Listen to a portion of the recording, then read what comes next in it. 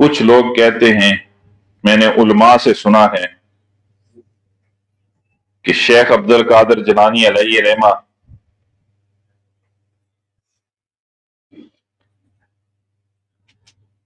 قبر میں اپنے مریضوں کا حساب کتاب نہیں ہونے دیں گے۔ اللہ ایسے ان کو علماء تو نہ کہو، وہ عالم نہیں ہے، وہ علماء کے نام پہ کیا ہیں؟ دبا ہیں۔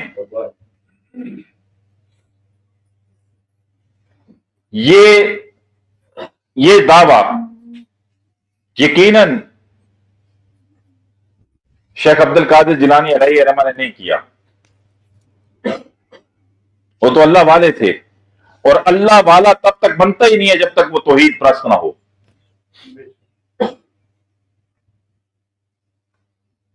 اور جہاں تک شیخ عبد القادر جیلانی علیہ رحمہ کو میں نے پڑھا ہے، انہوں نے تو یہ کہا ہے کہ میں اپنی آنکھ کے کھولنے اور بند کرنے کا اختیار نہیں رکھتا،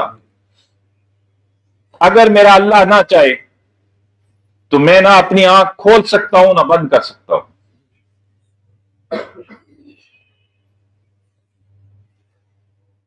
یہ من گڑت باتیں ہیں۔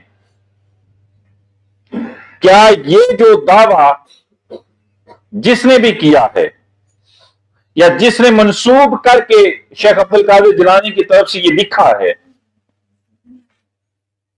کیا حشر کے دن جب اللہ پوچھے گا شیخ عبد القادر جیلانی تو نے یہ کہا تھا، تو انکار کریں گے؟ یقیناً ہمارا تو یقین ہے کہ وہ بڑے اللہ والے تھے،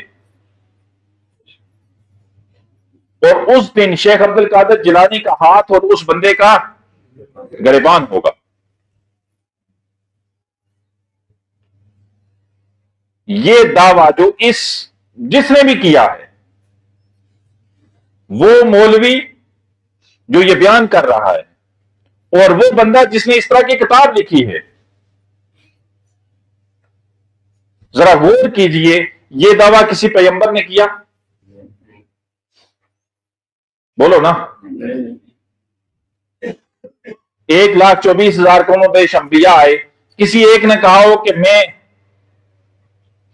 جو میرے ماننے والے ہیں، جو مجھ پہ ایمان لائے ہیں، میں ان کو کیا کروں گا؟ فرشتوں سے حساب کتاب نہیں لینے دوں گا۔ ایسا کسی نبی نے، کسی رسول نے؟ تو پھر جس نے یہ کیا اسے آپ لوگ کیا کہیں گے؟ وہ کون ہے؟ وہ شخص جھوٹا ہے، وہ شخص جھوٹا ہے۔ اور اس طرح کی باتیں کر کے یہ شیخ عبد القادر جیلانی کا رتبہ بلند نہیں کر رہی، بلکہ کیا کر رہے ہیں؟ کم کر رہے ہیں، اور صرف کم نہیں کر رہے۔ اگر یہ کوئی اور بات سنے جو نیان اسلام جس نے قبول کیا ہے، جس نے قرآن کو پڑھا ہے، جس نے حدیث کو پڑھا ہے، وہ تو یہ کہے گا کہ وہ اللہ کا ولی ہی نہیں تھا۔ اس کے ذہن میں ڈائریکٹ کیا بات جائے گی؟ وہ اللہ کا ولی، کیونکہ کوئی بھی اللہ والا اس طرح کی بات نہیں کر سکتا۔ اللہ والا ہوتا ہی تب ہے جب وہ توحید پرست ہو۔ اللہ والا ہوتا ہی وہ ہے جو اللہ کو ہی سب کچھ ماننے والا ہو، وہی اس کار ساز ہے۔ باقی جو شرک ذرہ پر بھی کرتا ہے نا، وہ اللہ کا ولی ہو نہیں سکتا۔